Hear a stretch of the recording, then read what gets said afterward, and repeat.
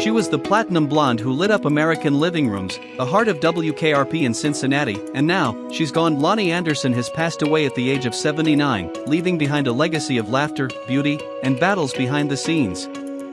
But her story was never just about sitcom fame, it was about pain, reinvention, and standing tall when Hollywood tried to reduce her to a stereotype. Today, we dive deep into the life, the career, and the painful conflicts that define Loni Anderson's legacy.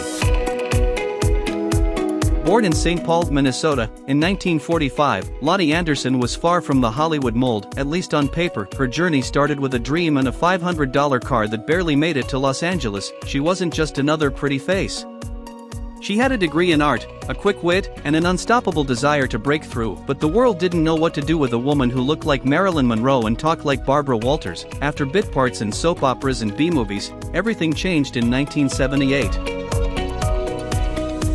When WKRP in Cincinnati premiered, Loni Anderson wasn't even supposed to be the star.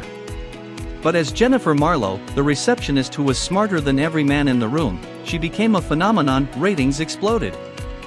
Fan mail poured in. America loved the irony, a blonde bombshell who outwitted the suits. But behind the laughter, Loni was already in a silent fight. Quote, Loni, 1981 interview. People think you're dumb if you're blonde. I've had to prove myself in every room I've walked into. Conflict begins to emerge. Off-screen, Loni was battling the very industry that made her famous. Producers typecast her. Tabloids mocked her. Directors underestimated her. And when she started demanding equal pay, she was labeled difficult. She pushed back against being boxed in as just a sex symbol. Roles dried up. Offers disappeared. In the 1980s, that kind of defiance had a cost, but she refused to be erased. While her career was under siege, her personal life became tabloid fodder. Her marriage to actor Burt Reynolds was a media spectacle. The two were Hollywood royalty until it all came crashing down in a storm of lawsuits, custody battles, and abuse allegations. Loni's memoir, 1995. What the public saw was a smile. What they didn't see were the bruises, emotional and otherwise. She revealed years later that Reynolds had been emotionally and physically abusive. It took her years to speak out. And when she did, many didn't believe her. Conflict deepens. This wasn't just about heartbreak. It was about justice. Most actresses disappear by 50. Loni Anderson, at 50, was just getting started. She reinvented herself as a character actress, took up advocacy for COPD after her parents' illnesses. She became a voice for women aging in the spotlight. She wasn't chasing center stage anymore, she was owning it. Even in her 70s, she was vibrant, unapologetic, and defiant.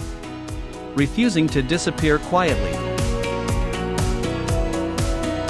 On August 3, 2025, Loni Anderson passed away peacefully, surrounded by family. No scandal. No spotlight. Just silence. The news stunned fans, but also reignited conversations about how we treat women in media. Was Loni ever truly respected for her talent?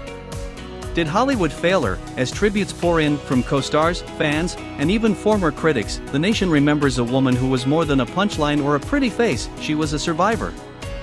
A fighter. A woman who lived out loud in an industry that tried to mute her. Loni Anderson's legacy isn't just in reruns, it's in every woman who refused to be underestimated, every actress who demanded better, every survivor who spoke up when it wasn't safe. So today, we don't just mourn a TV star. We honor a warrior who smiled through storms. If this story moved you, share it. If you grew up watching Loni, tell us in the comments what she meant to you.